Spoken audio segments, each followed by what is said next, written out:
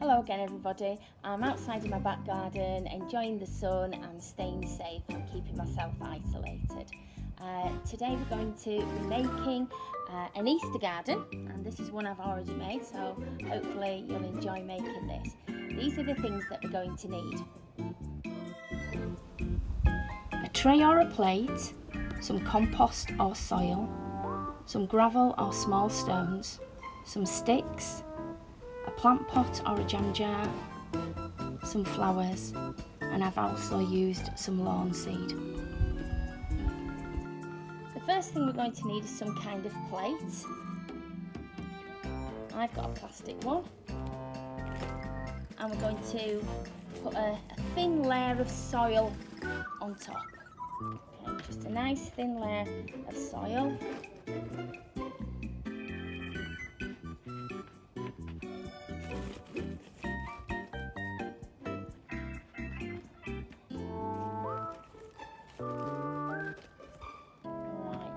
Lovely. Too much there. Right, so press that down nice and flat. Lovely. The next thing you're going to need is some kind of jar or plant pot that you can use for the tomb. Okay, so I've just got an ordinary jam jar, and I'm going to press it into the soil so it's on an angle. Alright. And then I'm going to continue to pile the soil up and around the jam jar. Okay. Could get quite messy here, but lots of fun.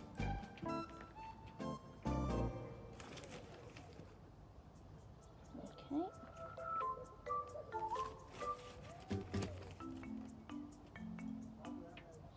Soil on top, press it round so you're creating a mound on top of your jar.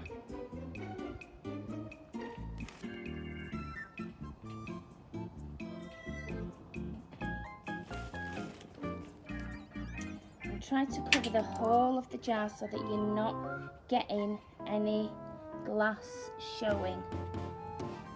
So as I turn it round, I'm going to pop a bit more around here, a bit more here. Okay, wonderful. Okay, and make it as neat as you can. Super. Okay, so there we go, nice and neat. Next, I'm going to create a path. So build your path up.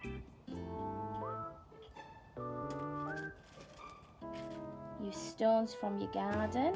You might have some decorative stones. Mum might have some decorative stones, or some coloured beads or pebbles or anything like that. Just create your path. I'm trying to use flat ones.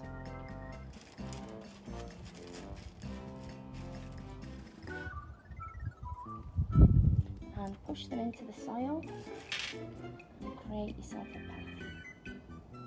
Okay, so as you can see, I've got my path there. So next I'm going to add some flowers. Now I've got flowers here that I can use, but you can just pick little flowers that you have and make holes and just stick them in. So daisies, I've got some grape hyacinth, any kind of blossoms. I'm going to take one of these out. And these are violas. Okay, and just make a hole at the side. Okay, pop it in and then build it back up. Okay, just like that. Okay, the next thing I'm going to do is create 3 crosses. So you're going to need 2 sticks, a nice long one and a short one to create the crossbeam for the cross, and a piece of cotton. So get the cross in your hand and you're going to wrap it around on the diagonal, one diagonal one way until it's nice and secure, and then drop that and pick up the other diagonal and go the other way. And you need to make sure that the cross beam is level so that it looks like a cross, and then just keep wrapping until it's really secure. And you're going to need 3 of these.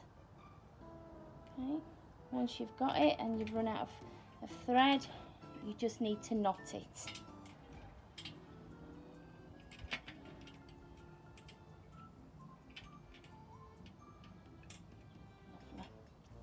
Your first one needs to be nice and long, obviously because that's the focal point, that's the cross that Jesus was hung on, and the other 2 go at either side. So you can continue to add flowers until you're happy with how your Easter garden looks. If you have it, you can put grass seed on the mound, and over the week your Easter garden grass will grow. That's what I'm going to do now. At this special time of year, we remember the sacrifice that Jesus made, and we also remember how much he loved us. I hope you enjoyed watching me make my Easter garden, and let's see if you can make one as well. Have a lovely Easter and enjoy your eggs. Bye!